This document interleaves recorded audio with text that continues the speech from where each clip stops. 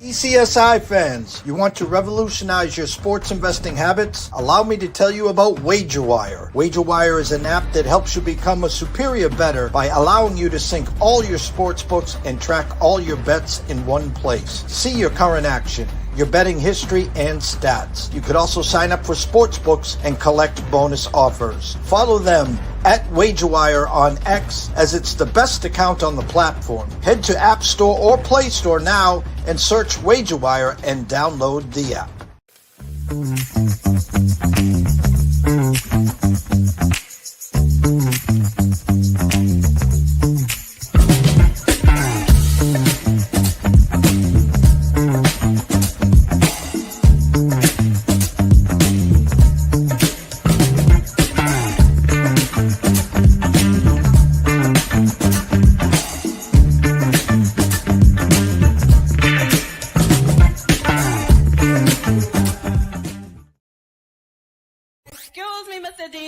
Check this out, we got a great show coming your way. From the ECSI Sports Studios, the #1 sports information program in America, the Breakfast Bankroll, with your host, the sports broker, Jeff Dawson.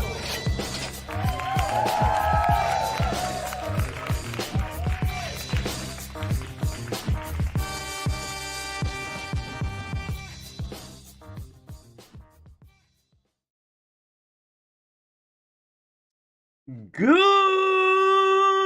morning, sports fans from all around the globe. I am the co-host, Jeff Dawson, East Coast Sports Investors, and welcome to Monday's edition of Re-Entry Monday, the Breakfast Bankroll with good friend and colleague, Mr. Scotty Webb, live from Tampa. I'm live from sunny Cape Cod, a brisk 28 degrees on December 22nd, just a couple days before Christmas Eve and Christmas Day, of course. It'll be one of these condensed weeks to all our guests and ourselves and our friends and our families and our loved ones. We'll be doing shows today and tomorrow, most likely dark on Christmas Eve, Christmas Day, and then we'll roll back potentially with a couple shows on Friday.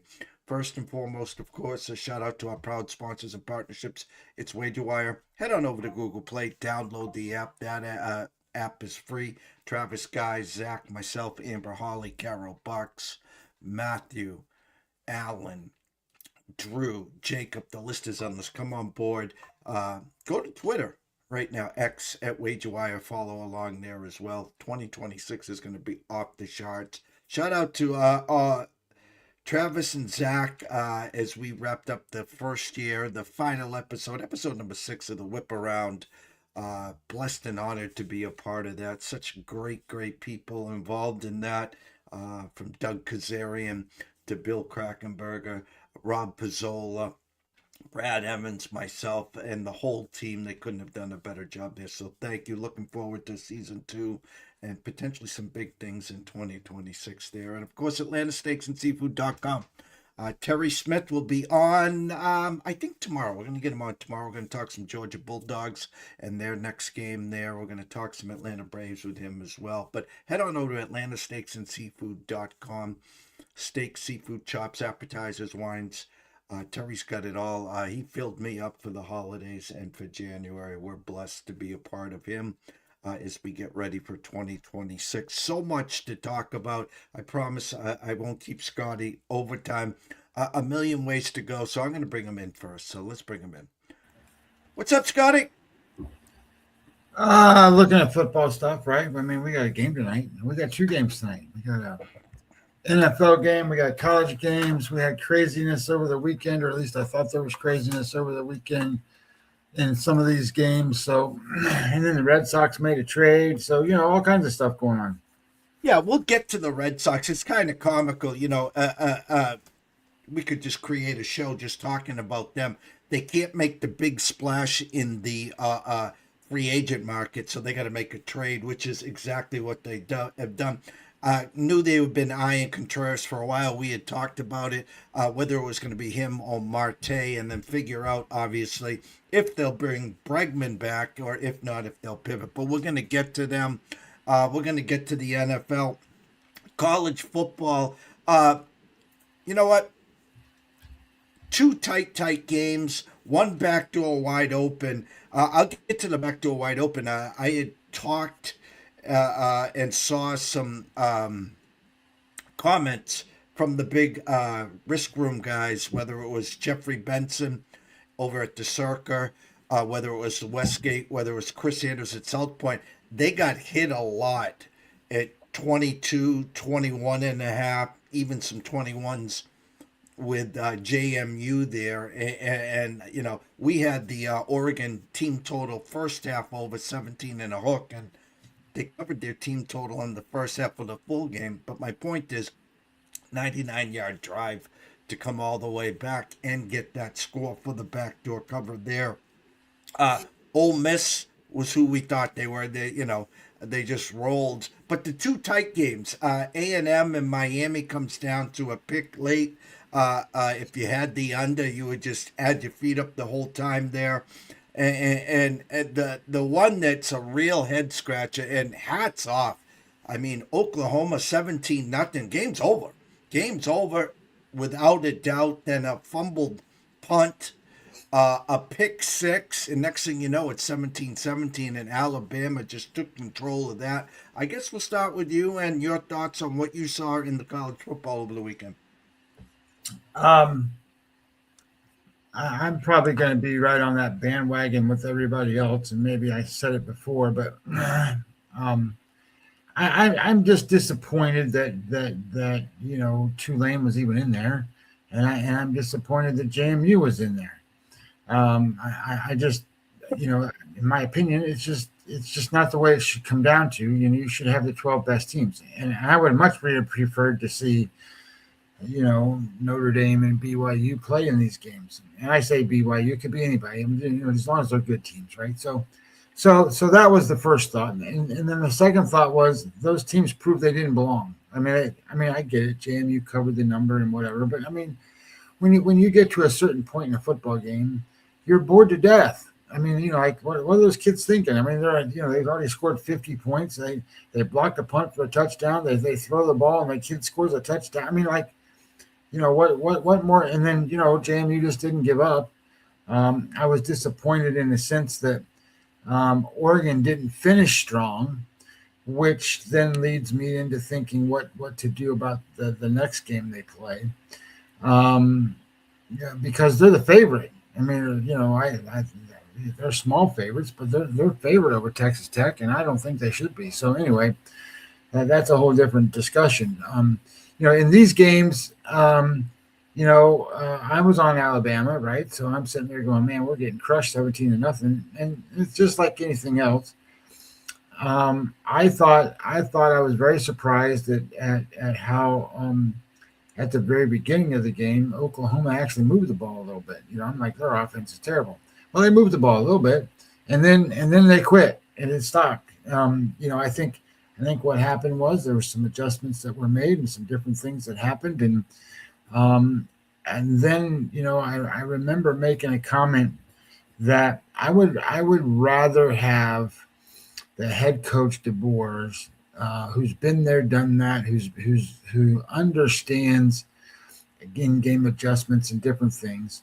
PB reposted. Thanks, PB. So I think it's very important that you grade out these coaches. Venables, he's a defensive coordinator. That's what he is, and I get it. He's he's been able to recruit and do different things and have some stuff going on and stuff. So anyway, point being is, I thought DeBoers did a good job in getting his team turned around. I thought there was a quarterback edge at Alabama, and I think that played itself out. So the only thing Oklahoma had was defense. So anyway, point being is Alabama came back. I thought it was going to be they're down by a field goal or 4 points or whatever at halftime. That would have been a great number, but that they got that pick six, and now all of a sudden it's 17-17. They got new life, and I don't think Oklahoma did anything in the second half. So football's football. It's amazing. I thought with the college, that's kind of the way that I saw it. I was sitting there watching the Miami game with Texas A&M, and I think I made the comment that Texas A&M, of all the quote big teams and the good teams, they're the most overrated bunch of all of them. They just have an inconsistent quarterback, and they play good defense. They got a great home field edge, but Miami played pretty well in that game. What was interesting to me is that nobody was scoring any points, and that game was like 3-3, and they missed field goals, and I get it. The wind was blowing all over the place, but I said I couldn't help but think the winner of this game gets Ohio State, for God's sakes. Ohio State's offense and all the different things, and their defense is better than both of those two. And I just sat there and go, well, if they can't score against these guys, how are they going to score against Ohio State? And then I thought, oh my God, this is not a good matchup for them, either team. So whatever, they got to play, they got their home game, they lost the home game. Miami won, so it proved, quote, proved that they should have belonged in the tournament, if you will. And we'll see what happens. I think that it was good football to watch that game in a sense that, those are good teams and good teams playing each other. It was fun to watch.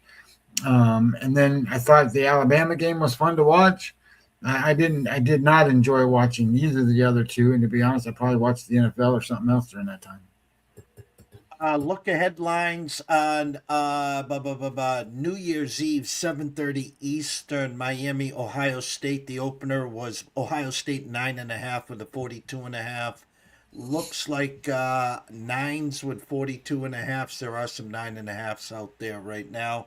On New Year's Day, we have three games. Oregon opened at 1.5 with a 52, looking like 1.5s with a 52.5. Alabama, Indiana. Indiana opened at a 6.5. It's gone to mostly sevens with a 48.5 there. And the Mississippi, Georgia opened at a 55.5 with a 6.5.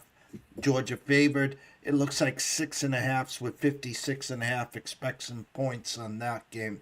Thoughts on the initial openers and where they've settled, Scott?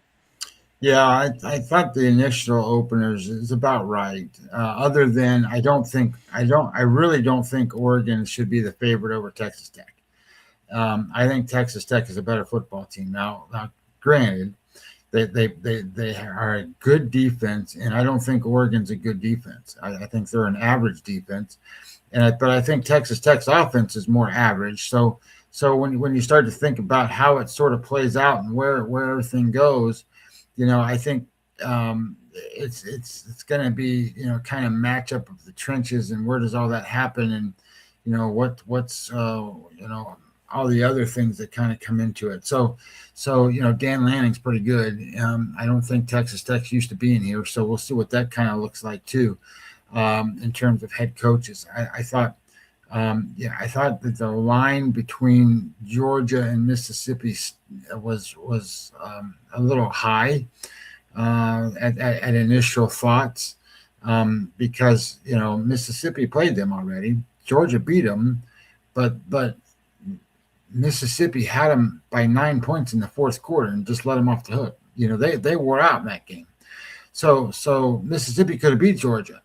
So what I'm saying is these teams are way more even than 6.5, 7 points. So now as teams evolve, Georgia's playing way, way better than they were back then. So especially on defense. So those are different things I'll have to get into and kind of look at to see how that kind of plays out for that matchup.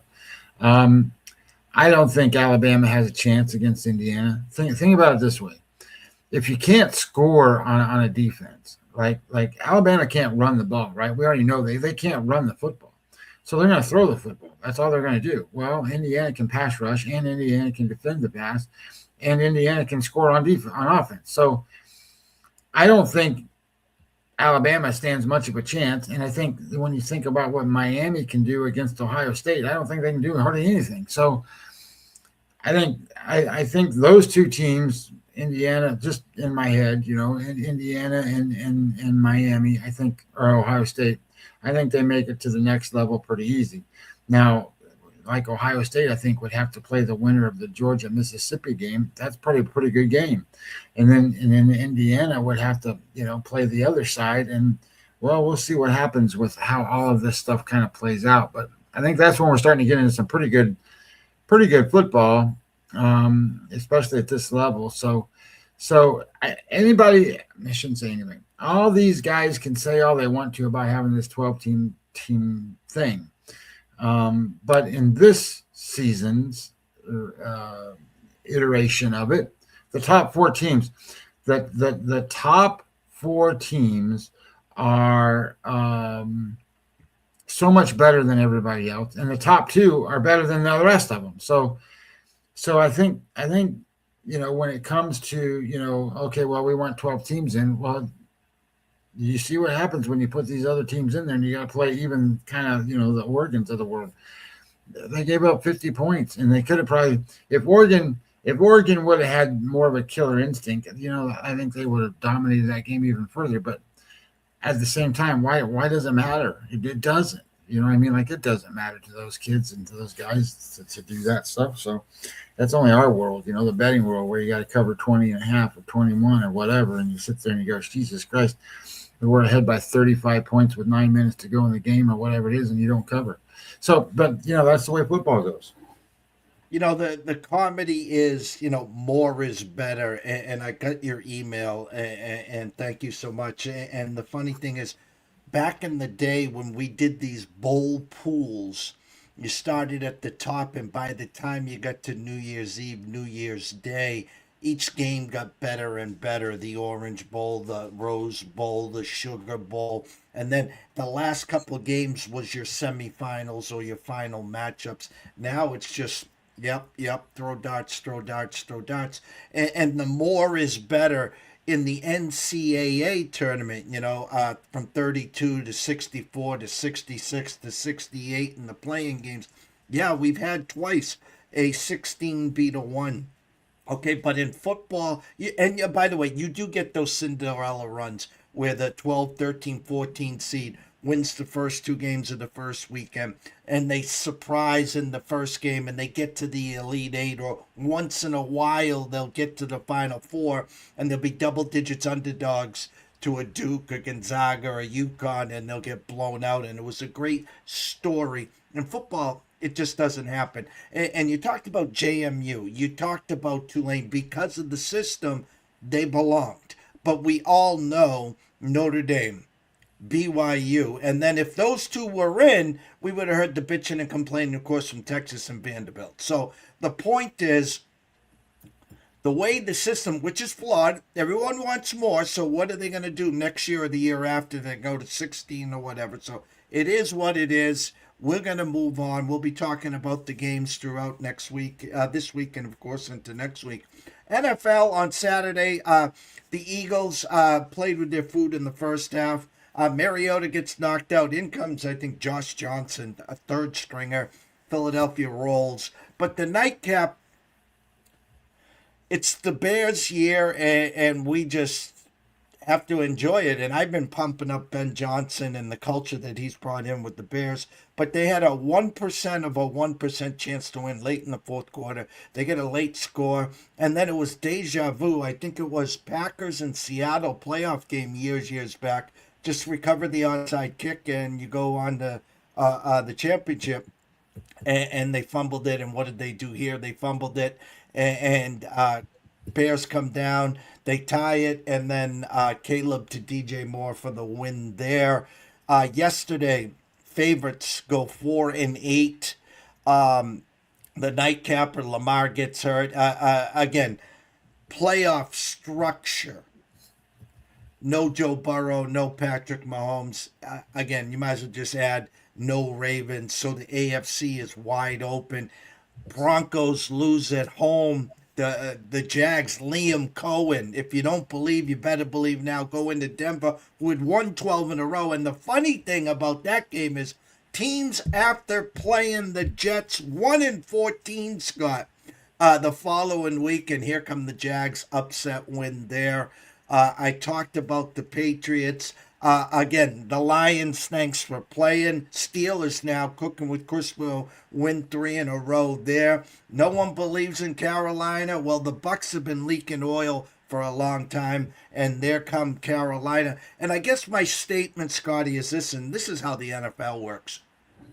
It's almost like you're at the casino and you're playing craps and you're betting on the come because you're wired, and with the spread and the help from the sports books, they kind of persuade your thought process. In no world should the Bucks have been 3-point favorites. In no world should the Ravens been 3-point favorites. In no world should the Chargers have been 2.5-point favorites in Dallas. So again, the NFL is really settling in. Got a game which means a lot to. If the Niners win out, they're the number 1 seed. If Seattle wins out, they're the number 1 seed. But tell me what you saw in the NFL over the weekend. Well, the biggest thing I think, and let me pull it up for 1 second just so that I don't misspeak here for a second. The biggest thing that in my mind was that where it is that I think that the Pittsburgh Steelers surprised me probably more than anything because if you go and you really look at what they've done, so they had to go to Baltimore. They beat Baltimore. They beat them 27-22. Then they got Miami at home, and then they had to go play the Lions, and then they beat the Lions.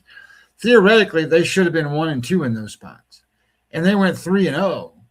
So I don't know what it is about maybe Tomlin or whatever it is about their culture or what it is about maybe Aaron Rodgers or the veteran players that they have or whatever it is. There's something that they do that other teams don't do. And theoretically, they just went and won games they shouldn't have won. In theory, they shouldn't have won those games. And now they get the Browns coming up, and then they get the Ravens again.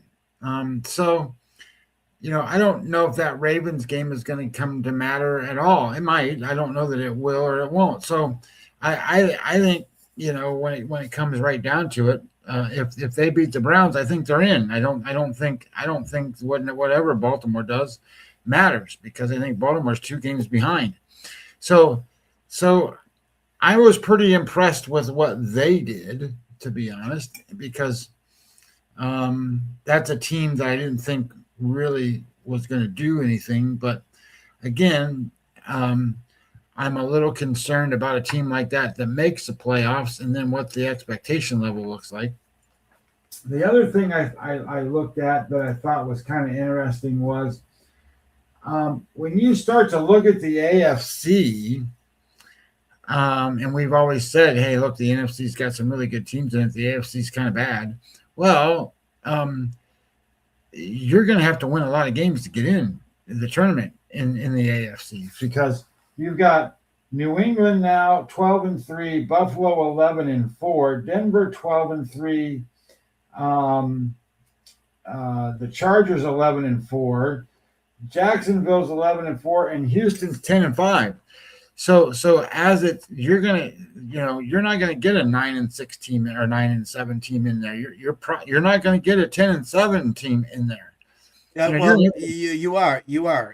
Well, not AFC North, not the wild card. I get it. I mean, it's just like whoever wins the NFC Central or whatever the heck that thing's called, the South or whatever it is. Yes, but you're gonna have top tier teams in there.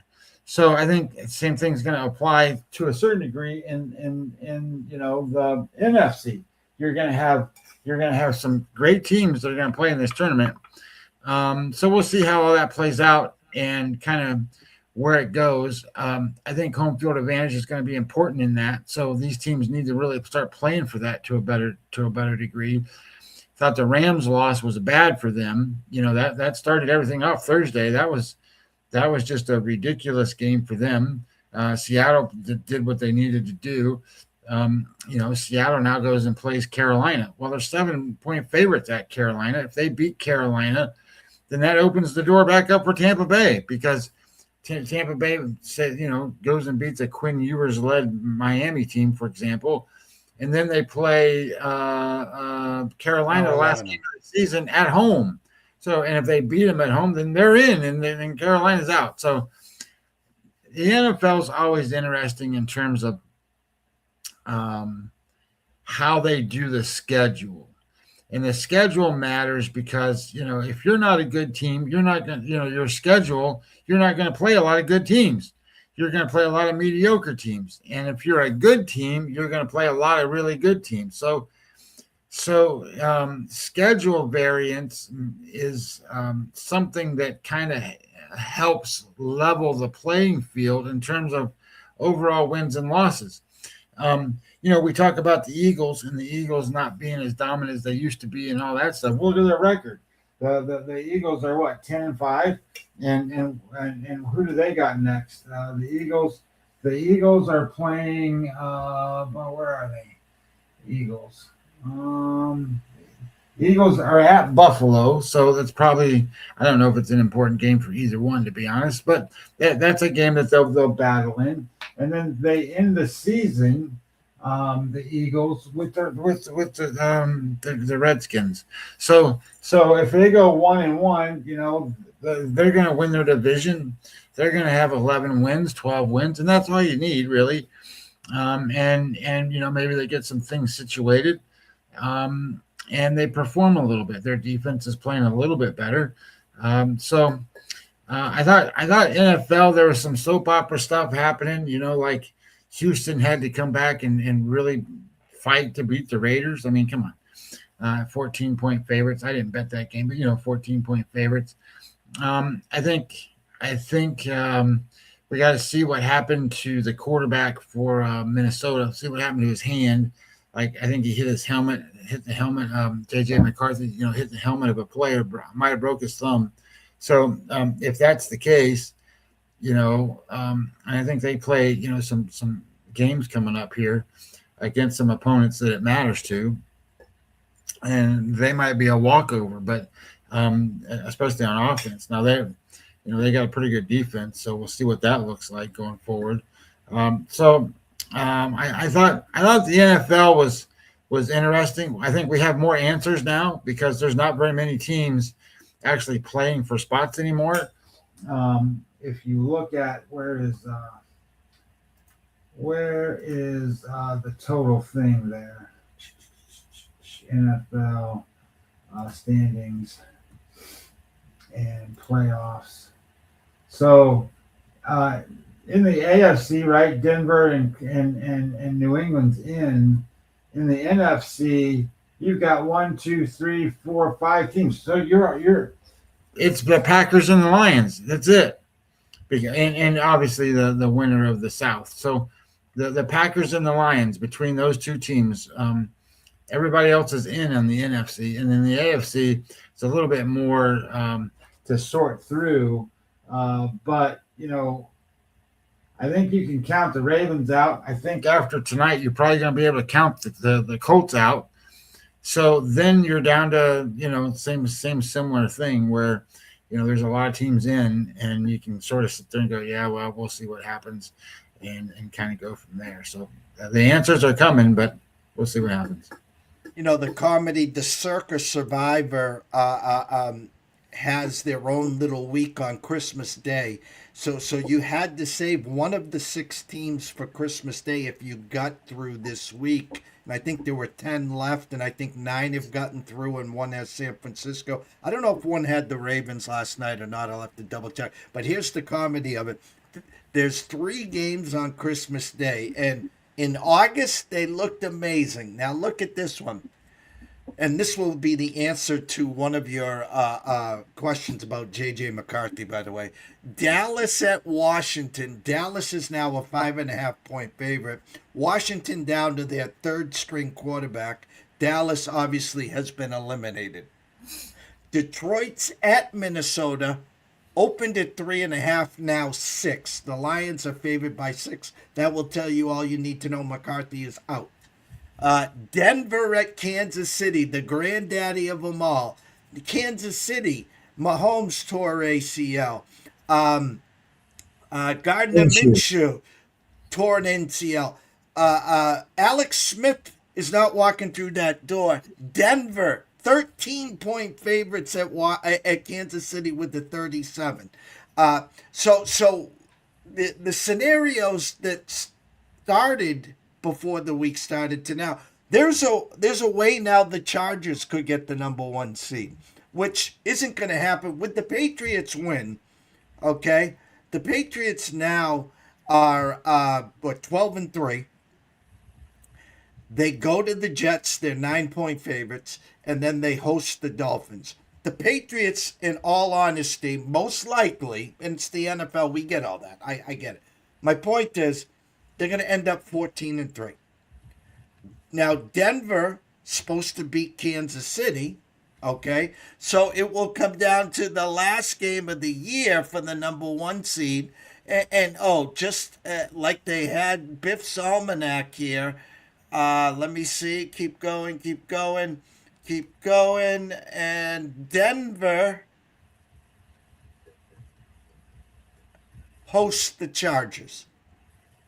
So, again, nothing will be done till the end there. A lot of flip-flopping, a lot of cream rising to the top. The teams that weren't doing well, the teams that pre-flop in August, on Labor Day, and outside looking in, I'm going to say the Lions are out. I'll say that because I think the Packers will find a way. We have to see what's up with Jordan Love. Malik Willis came in, showed his...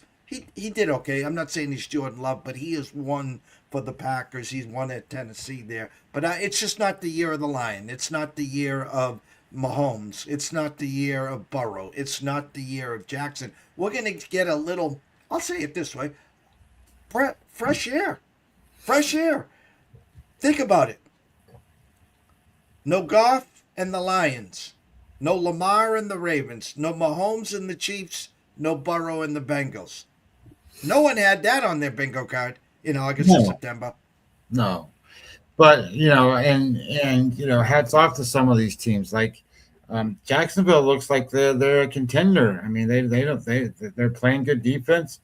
And the quarterback is he's not playing like some long-haired little girl anymore.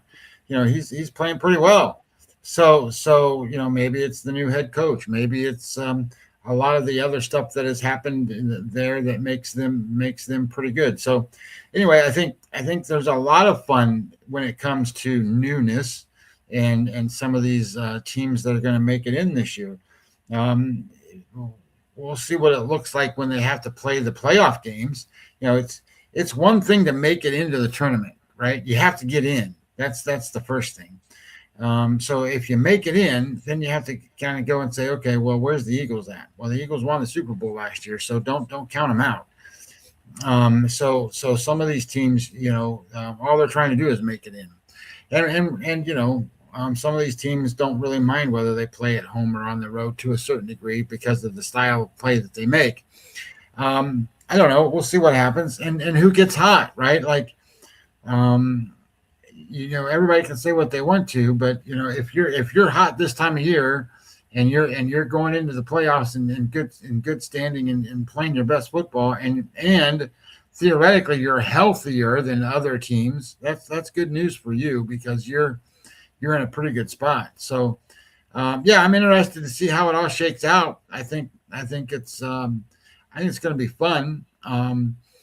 I don't know what once you get them all kind of laid out here, I'm not sure I would go and say, hey, I want to bet on Pittsburgh, in the playoffs.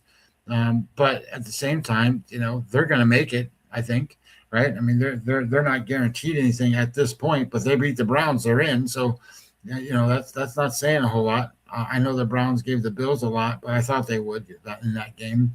I don't think the Browns are going to be able to give the Steelers as much. So we'll see how that kind of looks and see what happens there. And then, everybody will be starting to talk about fighting for the number 1 overall pick. But look, in the draft coming up, this is not a quarterback draft. This is a defensive line pass rushing kind of draft, and that's where most of those guys should be taken. So anyway, my thoughts are that the people are going to go out and they're going to try to get Mendoza, and I don't know if that's the right move for people or not, but we'll see. Well, funny, Giants, Raiders for the number 1 pick. Of course, the Giants already have Jackson Dart. Is he the guy to lead you? Well, if he doesn't learn to slide, obviously, I don't think so. You talked about Mendoza. It's funny. Last June, July, August, this was potentially 6 quarterbacks in the first round. Archer's going to stick and stay. So quarterbacks that were supposed to have big years didn't have big years. But Mendoza right now lining up potentially to be the number 1 pick. The Oregon quarterback Moore, transfer from UCLA to Oregon, having a great year. He might stick and stay for 1 more year. We're not sure if he's going to come out.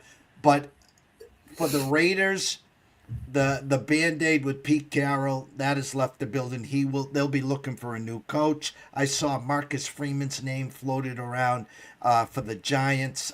No disrespect to Marcus, stay at Notre Dame. But again, I think if someone's looking for that big headliner and a PR, if you think you got the next Liam Cohen or Ben Johnson with Marcus Freeman, well, that's a whole nother story. I'm hearing Jeff Hafley, the defensive coordinator from Green Bay, will be the next Giants guy there. So it'll be interesting there. If the Giants get the number 1 pick, I mean, they could get boatloads of offers for the 1 pick in Mendoza. So we'll get there, of course, there. Let's wrap it up with some baseball. Murakami, or however you want to pronounce, 2 years, 34 to the White Sox. Nice move by them. What it does to me, I got to go back to him for the years. That's the deal that the Red Sox made for Yoshida, but it was a lot longer. And the fact of the matter is the Red Sox brought Yoshida in for one reason and one reason only. Initially, to maybe persuade Ohtani to come to Boston. But the real reason was to get Yamamoto. He's been often injured. He's been often nowhere to play. He's quote-unquote healthy now. We've tried to give him away like Cassis. We can't do that. Red Sox make the move for Contreras. What does that mean for Cassis? A lot of moving parts. I still think right now the Sox are playing chicken with Bregman. If I don't have Biff's Almanac right here, but when the dust settles, Scotty, I know this. I know the locals are saying, well, if Bregman signs with someone else, just go get Bo Bichette. Because now we're out of the Kettle Marte trade talks. I know this. If the Sox don't get Bregman, unfortunately, unless Bo does a 2 or 3 year deal, he's not coming to Boston. So thoughts on what's going on in baseball? Yeah, interesting story that I can tell you about the guy that signed for the White Sox. So, I went to the WBC, what was it, 3 years ago, 4 years ago, whatever it was, down in Miami, and watched the semifinal game, and I got to see Japan play Team Mexico. And then, the next night was USA because they had already won against the winner of this game. So anyway, I don't know if people remember, but it's all over Twitter right now. I shouldn't say all over. I if you follow me on Twitter, you'll see the highlight because I re-forwarded it out. But most people don't really remember that Japan was behind Team Mexico by 1 run in the 9th inning of that game. And then Ohtani got on base, and then another guy got on base. So they had first and second. And what's his name? Murakami. Murakami comes up to bat for Japan in that game. And he hits a what looks like a home run. It's not a home run, but it's a ball. And I guess most people probably don't really realize what Florida's stadium is, but it's a difficult home run stadium. It is. So anyway, he hits the ball maybe deep center-ish field, maybe center left field, and he's a left-handed hitter. Ball hits the wall, bounces off the wall, and they score 2, and they take a 1-run lead. Then they come in, and then they win the game. And it's that player that Japan had in that spot that many years ago that now the Chicago White Sox had signed. And I think what most people don't really understand about the WBC is those are good players that are playing for these teams. And Ohtani was on base, but the guy for the Red Sox wasn't. Yoshida had got on base too, and they didn't want him to run, so they put in a little fast guy to run, so they put a pinch runner in. So those are all Major League Baseball players. And now this guy was up, and he's the guy that hit the ball. And so it's an exciting thing. And I think, when you start to think about how good Japan is in WBC, that they got great talent over there. So anyway, point being is, I think the White Sox got a guy that, I don't know what he's going to do for them, but he's probably better than most of their players, put it that way. And then this Red Sox move, you and I talked about this, I think, before when you brought it up, that they were interested in Contreras. And I did a little bit of snooping around here. Contreras is at best a 1.9 WAR guy for this season in terms of what Streamer thinks projection wise is. Well, 1.9 WAR is kind of like a good, average, decent, solid player. That's what he is. He's not a superstar. He's above average, but he's not much better than above average. And I think if you want to think of it in terms of, you go fill a first base slot, that's fine. But if you then rank him in the first base hole, as far as all first basemen go, he's middle of the pack. So that does make him better than Cassis, and that does make him better than the hole they had. And they didn't give up that much to get him, to be honest. So my opinion would be is it's probably a pretty good move for them in that retrospect. Now, is he a guy that moves the needle? He's not a guy that moves the needle. You need one more guy that can, like, projected lineup. He's batting fourth. Well, he's not a fourth hole guy. He's more of a fifth, sixth hole guy. So you need a guy that can bat fourth. So if you go get a Bregman or you go get somebody that, I don't think Bichette's a 4-hole hitter either. So you'd have to configure all your lineups around and stuff all the time. But I think the Red Sox particularly need a guy that's going to be that, number 3, number 4-hole hitter. Bregman was 3 last year mostly, right? Or 2. I think he batted third. Further down. Yeah. So I think Bregman can be an RBI guy. Now, again, these guys are getting older. I think Contreras is 32. When I was looking at his numbers, I like his brother better, but I mean that's a whole different other story. William Contreras for Brewers. Anyway, point being is I think there's a lot of stuff happening. I do think it fills a hole, and I think it fills a need. I think that was pretty good. I was surprised at a couple things. Let me interject for a second, because unfortunately you live in Tampa. You've seen the Tampa ways. We're now Tampa East. Now listen, we have a young core. We have kids with high expectations. We have an ace with Crochet. We added Sonny Gray. We got Tolle. We got Early. We got Bello. We got names as long as the arm will take it. Okay?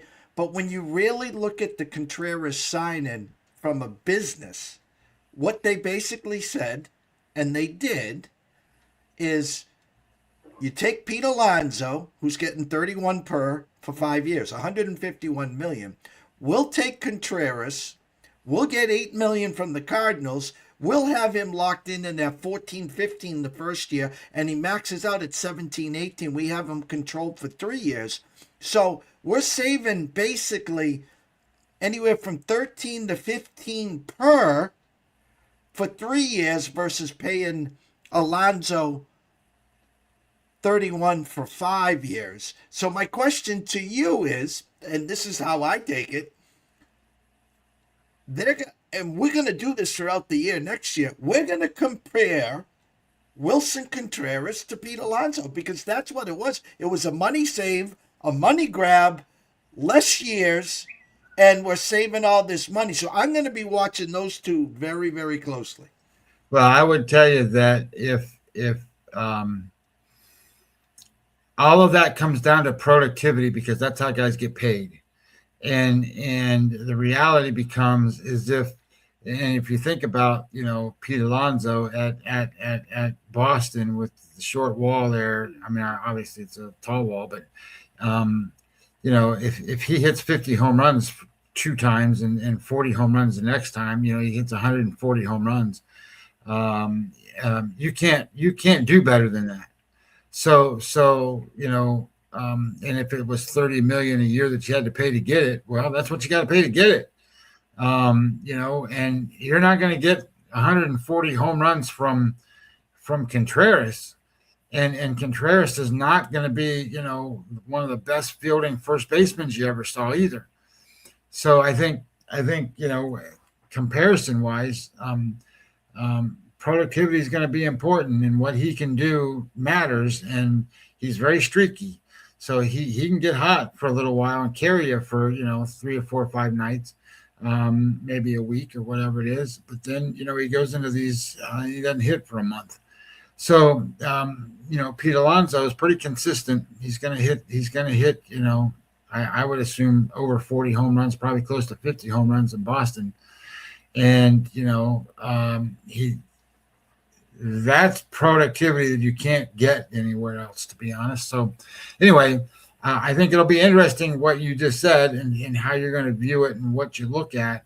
And maybe you get a guy on the cheap or whatever, and he's going to save you a little money that you can use to buy somebody else. Maybe that'll help. Maybe you take the 2 guys combined and see what it looks like compared to Pete Alonso's numbers. But I also thought it was interesting to see what the Rays are doing. Right, they traded Shane Baz. Shane Baz is gone. They traded the longtime second baseman Lowe. Right, he's gone. So they're doing some interesting things now. My understanding basically is that they did some of those things because they're in on Ketel Marte, and they have a lot, and they just got, because of the trades that they made, they got a slew of guys back that the Arizona would be looking for. So in terms of prospects and stuff, so it'll be interesting to see how all that plays out. I don't know what the Rays are doing. I'm not that connected to them, but I do think that it's interesting to see that they're doing some different stuff. I was never a big Lowe fan. Everybody around here has got their head hung low because they all liked him, face down and all that stuff. But he's never been that guy for me. Anyway, I think as that progresses, we'll see what happens there. Baltimore getting Shane Baz is interesting because he's pitched in the American League. He's pitched in the American League East, so we'll see what that looks like for them. You and I have been talking about they needed another pitcher, but they need more of a guy, in my opinion, another guy more at the top of the rotation, not Shane Baz. Shane Baz is good, but he's kind of like what they already got. Now he's better than some of the guys they got, so we'll see kind of how that fills out what Baltimore's doing. So that was an interesting move. It's interesting to me, St. Louis has still got pieces that people want. They want Donovan. A lot of teams want Donovan at second base, and there's still some talk about the guy at third base that's been around forever. So we'll see how that plays out for what they can get from those guys, because I don't think they're going to get much of a return there. So that was interesting to me, and I think it's interesting to me that Pittsburgh making some of these moves and stuff actually got the Lowe of the world. They got a bat they needed. So I think that helps them. And they got, Jake Magnum, who's, he's a guy that can play for them and he can hit a little bit. So they got a little better too. So, and they gave up a pitcher, but I don't think that's a pitcher that they're worried about, because I don't think people really understand how good their pitching is. They've got studs. I mean, everybody knows about Paul Skeens, and I think most people know about Jones, right? The guy that had surgery on his arm that throws 100 miles an hour. But how many people know about Bubba Chandler? Bubba Chandler, he's good. So you know what I mean? Like, he's not Paul Skeens good, but he's all-star level good. Like, he's good. They got a shortstop that's coming up to play for them. I hope he gets a chance to play and start for them. Who could be Bobby Witt Jr. I mean, he's that good. So they have guys on the way. Pittsburgh's going to be a fun little place, and if they can get some bats to go with it, and I think that was a pretty good move for them. So baseball's going to be good, and these teams are going to be interesting how they start filling out and what they look like. I saw some interesting stuff like on Cincinnati. Like, Cincinnati's not going to spend any money, but they need some bats, man. So if they can get in on somebody and get some stuff going on, they've got pitching out the wazoo too. So if they were to ever give up on like a Chase Betty or something like that, who might not break it in again this year, but he's going to be a AAA Dynamo All-Star kind of pitcher, maybe they can get something in big return for him or something in that neighborhood that is at least a quality bat, because again, I don't think the National League Central is doing anything. Milwaukee hasn't done anything. The Cubs could go out and spend all kinds of money, haven't. So I'm not sure where all that, and they got to figure out what they're going to do with replacing Kyle Tucker. So, and they still don't have any pitchers. So I think it's going to be interesting to see how all that plays out. But anybody that actually goes for it and really goes all in, like goes for it, they can win the National League Central. I mean, they can, because the division isn't that far apart. I mean, the Brewers have won it the last couple of years, and they don't have, but a little bit better than average guys at almost every position, and then they got some pretty good pitching. So we'll see what all that looks like. So yeah, baseball's been fun so far. I don't think we're anywhere close to being done with trades, and I don't think, and obviously we still got quite a few guys that are out there to sign that can help and move teams around and do some different things. So we'll see what it all looks like at the end. I think the Giants are going to end up trying to get involved in a lot of these guys that swing the bat too. So we'll see what they look like when they're done. Last question. Hypothetical. Again, I know the Red Sox want Bregman, but they want him at their price. Okay, and I've said this all along. Hey, we just paid you $40 million. You left 80 on the table. If you want this 5 for 175, you got to subtract the 40 that we just paid you. That's how they're playing this. Again, he left 2 more years, 40 per. No one's paying him 40 per. Could the Red Sox, and you will know this better, what would make the Red Sox an even stronger team? Believing in the kids, not re-signing Bregman and Bo Bichette, but making a trade for Peralta from Milwaukee. So your 1, 2, 3 then becomes Crochet, Peralta, Sonny Gray, but you didn't sign Bregman or Bo Bichette. So now MAYE is going to have to, let's say, play third. Maybe they go back, figure out second with Campbell or whatever. Does that make them more stronger, or do you need a Bo / Bregman and you punt on Peralta? Well, a good way to answer that question would be is to look at it from this level. So where's the Red Sox? So the Red Sox are showing 21.9 WAR batters, and they're showing 21.0 pitchers. So if you were, and then if I go look at Red Sox starting pitchers, right? So where's Red Sox starting pitchers? They have Crochet, and then they have Gray, and then they have Bello, and then they're showing Sandoval, Crawford, and Early all a little bit over 1. Well, Peralta from the Brewers, if you were to get him, where are they at? Brewers, there they are. So we go to the Brewers, and starting pitching for the Brewers, Peralta, he's a 2.9. So let's just say we put him back in with the Red Sox, and 2.9. You then have Crochet, Gray, and then Peralta at 2.9, and then you have Bello at 2.0, and then they're showing Sandoval at 1.6. That's a pretty good rotation, but it also improves your overall WAR number. So 2.9 goes in, and really you've got a 1.1 going out, so it improves them by 1.8 WAR, right? So if you brought in, say, Bregman, and Bregman is where's Bregman? Bregman is worth he's third base. Bregman's worth 4.0, and interestingly enough, so is Bichette. So both of them are worth 4.0. Okay, so you bring those guys in, and then you take out at third base right now. You've got Marcelo Meyer, who's a 1.0. So that's an improvement of 3.0 WAR. It's better to get the hitter. Okay. It improves your team better to get the hitter than it is the pitcher. All right, I'm going to give you a few minutes here for your closing thoughts. I usually don't put the words in your mouth, but there is a Monday night game. San Fran opened up -6. Did see some oil money come in on them Thursday night into Friday morning. Dropped to 5.5. It's been sticking at around 5.5. Andrew Luck, Peyton Manning are not walking through that door. It'll be old man Rivers again against a rejuvenated, fired up 49ers team. Got to travel cross country, well, halfway through the country, getting healthier and knowing if they sheet, they're the number 1 seed.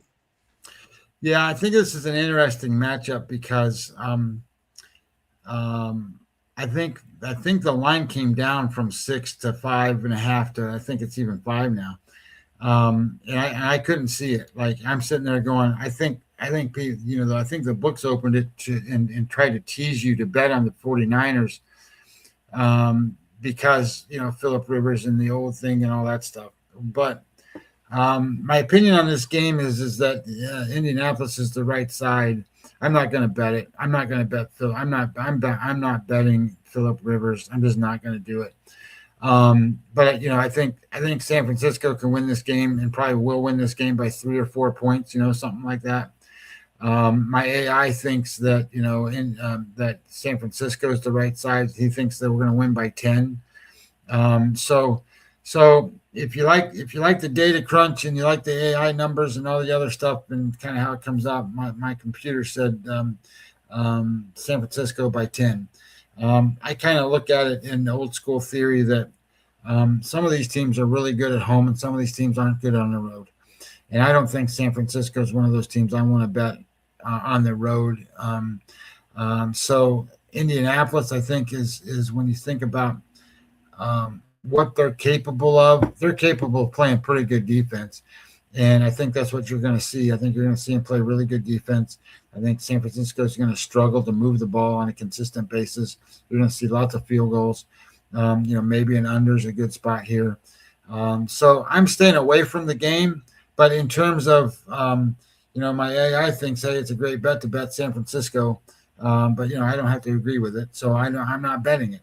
I do think the college football game today at 2:00. Now it's at 2:00, so you got to get in there and if you get it. I think Utah stays the right side today. I think Washington State opened as the favorite, and then Utah State became the favorite, something like that. But it's only like -1.5, something like that. And I just bet it up to 2 at the Circa as we speak. I bet it on the money line, so I didn't have to cover the number. I didn't bet a ton. Like, if I bet $200 or $300 a game, I'm betting this at half that. So I didn't bet it. But here's what I think. This is supposed to be a little bit of a weather game. So there's supposed to be some rain, some stuff like that. And Washington They've got a brand new head coach, so this is an interim head coach. Their best running back's not going to play, and they have a ton of guys that offensive line, defensive line are not playing either. So this creates a spot for Utah State that they're going to be the more consistent team, and they're going to be the better team in both offense and defensive line.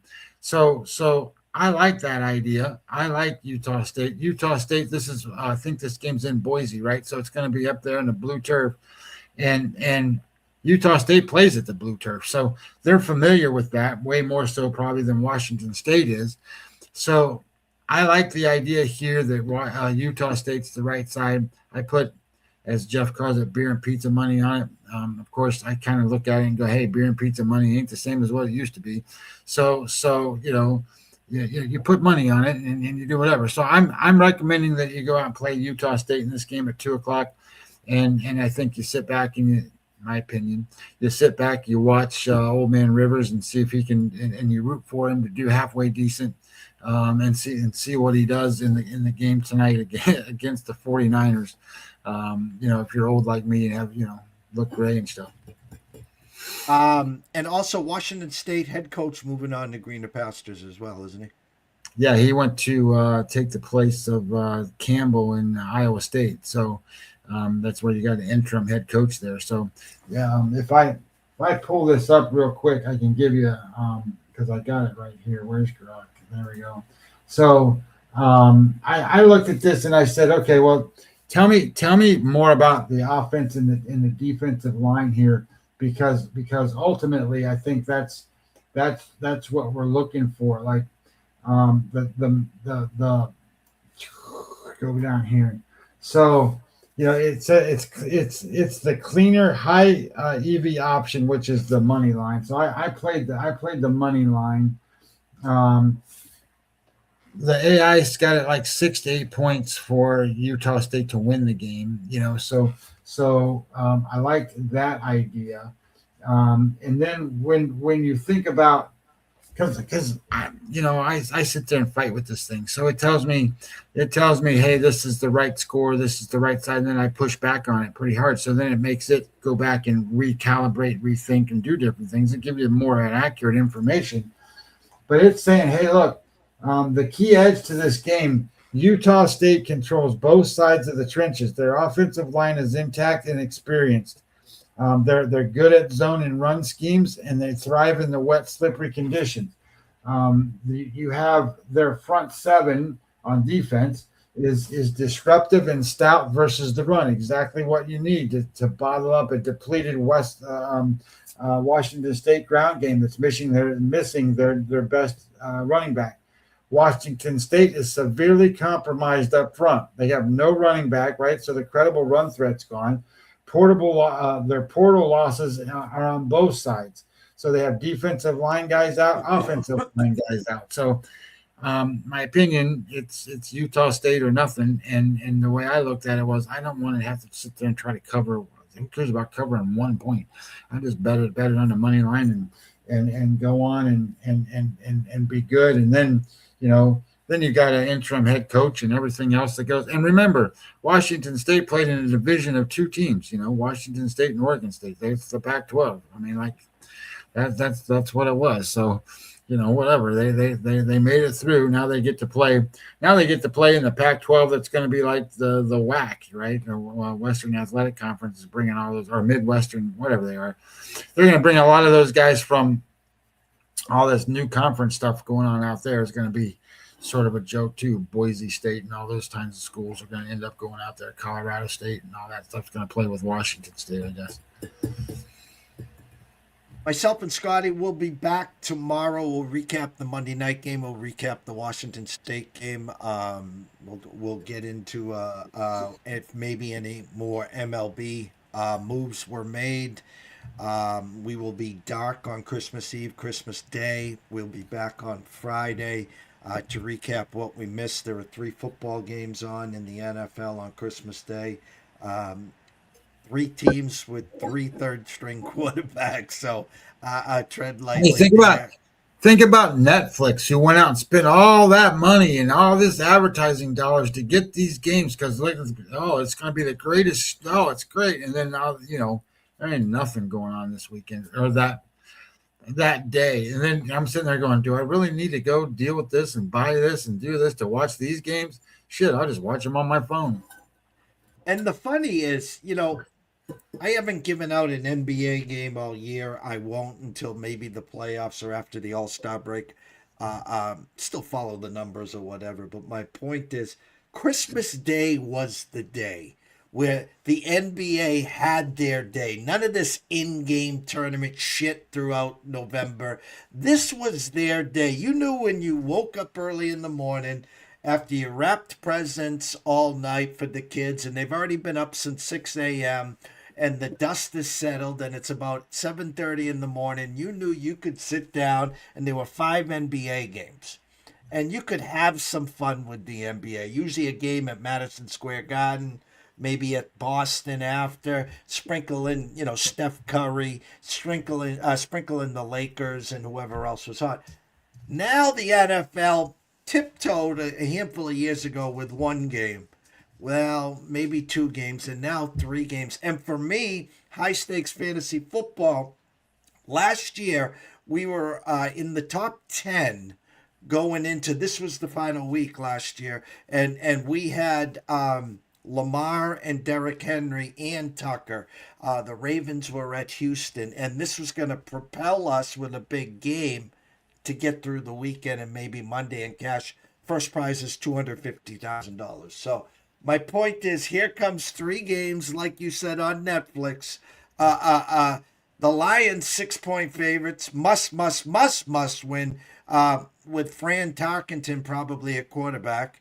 Then the Patrick Mahomes, the Gardner Minshew homeless. Who the hell's walking? Alex Smith ain't walking through that door. Denver 11, 12, 13-point favorites, whatever they close that one at.